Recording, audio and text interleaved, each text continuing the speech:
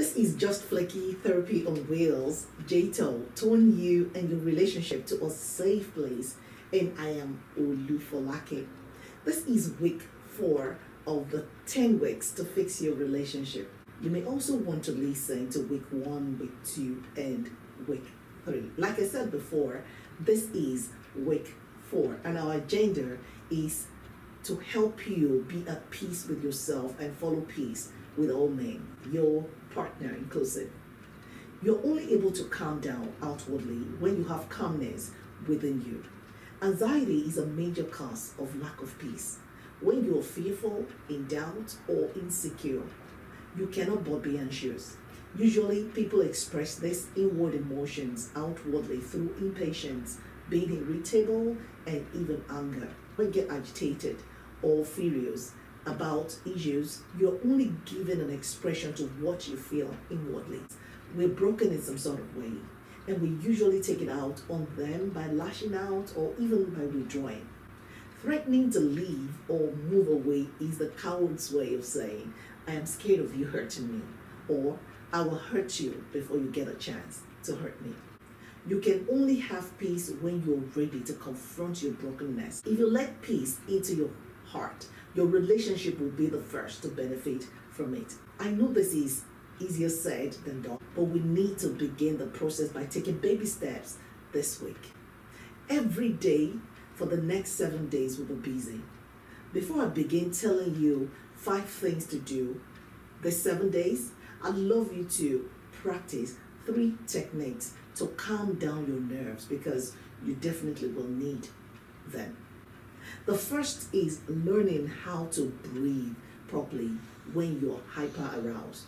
Inhale softly and deeply through your nose with a relaxed shoulder. Hold your breath for a few seconds and then exhale slowly through your mouth. Repeat this breathing exercise for several minutes. You'll be needing it. Make sure you perfect it. The second is the 5-4-3-2-1 technique. When you begin to feel tightness in your chest, stop whatever you're doing. Take a look around you and name or describe 5 things you can see. Be intentional about it. Then touch 4 things around you. Feel the texture. Take it in. Try to listen to 3 things around you also. Maybe the tick of a clock, running water, roughing of a paper. Attend to those sounds. Try to see if you can smell 2 things, maybe like your perfume or like the air around you.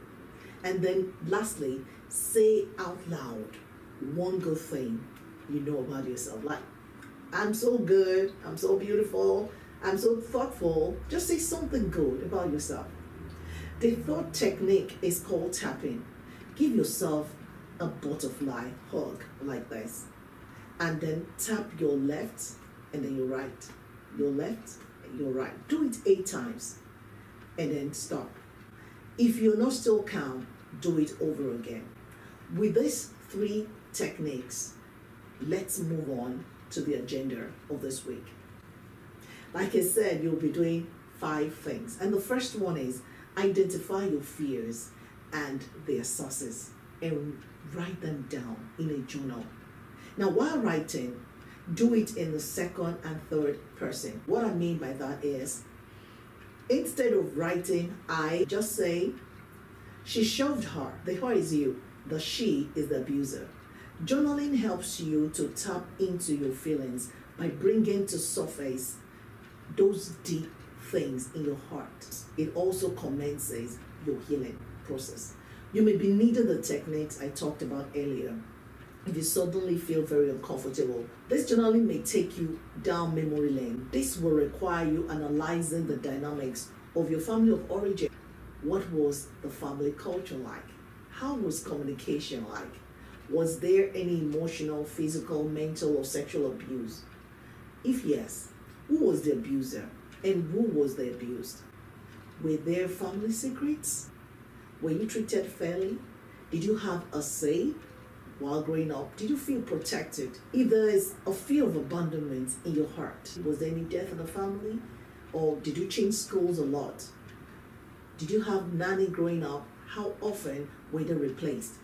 Did you relocate a lot? losing friends and loved ones? Was any of your parents lonely or abandoned? Do you have a body image issue?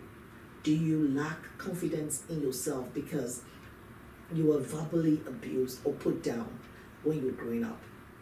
Are you just replaying the scenes in your family of origin?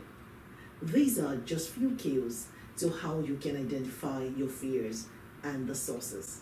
Now, the second thing you need to do is take a day off during the week or maybe an evening off and go to a quiet place, a peaceful place where you can, just breathe in air and let go of everything in your chest. It could be a beach or a church or even to someone who gives you a sense of comfort. If you're able to share with them, do it. Sometimes we need to talk to someone who makes us feel safe. Now, the next thing you need to do is write a letter to the younger you, like you were comforting a little girl or a little boy. It's just that the little girl, the little boy is you. And then the fourth thing you need to do is commence your forgiveness journey. Write forgiveness notes to people in your life who hurt you in the past or who are even hurting you presently. The fifth thing you need to do is take some time to do some meditation.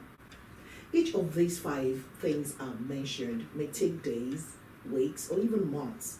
Do not give up until you recover who you truly are. Only then can you follow peace with all men. A meal of bread and water in contented peace is better than a banquet spiced with quarrels. And this is Just Flaky Therapy on Wheels. And I am Olu Folake. Remember to like what you're hearing and subscribe to this channel.